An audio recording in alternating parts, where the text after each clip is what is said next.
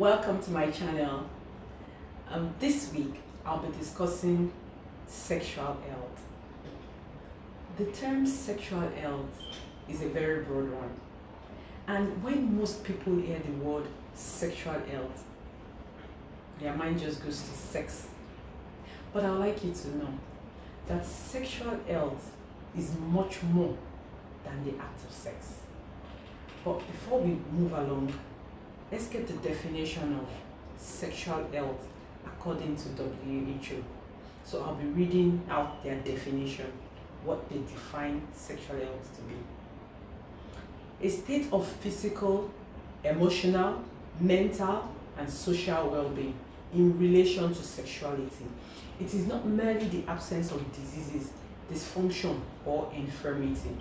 Sexual health requires a positive and respectful approach to sexuality and sexual relationships, as well as the possibility of having pleasurable and safe sexual experiences free of coercion, discrimination, and violence.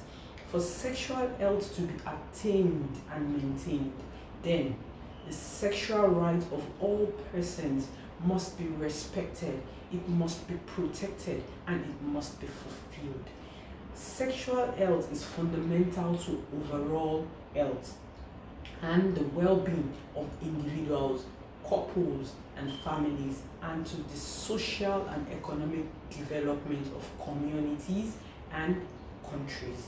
That's the definition of sexual health according to WHO. Now, there are several dimensions of sexual health. So I'll be dwelling on about 3 or 4 of them this week. So I'll be making posts about the dimensions of the sexual health that I'll be dwelling on this week. So I'll be dwelling on the physical dimension of sexual health, the psychological dimension of sexual health, the behavioral dimension, and lastly, the relationship dimension. But before I go, I'd like to talk about what influences our sexual health. Now, the way that I define sexual health will be different from the way somebody else defines sexual health. And this is because the factors that influences our sexual health is defined by many personal and social factors, such as our beliefs and our values, our upbringing, the people around us, our personal experiences, spirituality, religion, indigenous status, our legal and our sexual rights, our spirituality, and so forth and so on. So think about the factors that influences your sexual health. Just think about it for a minute. What are the things that influences how your sexual health has been shaped and how it has become a part of who you are now? Our sexual health is a continuing activity till our old age. While I hope that we always feel empowered to make the right sexual choices for our body and our mind, I understand that life is really complicated.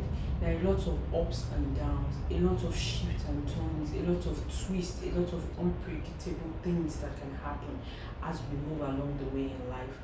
But I just really hope that we are able to find the right support to make the right choices when it comes to our health, all types of health. We are able to find the right support, and we are able to make the right choices. And so this week, just follow through with me as we all learn together about wellness and sexual health.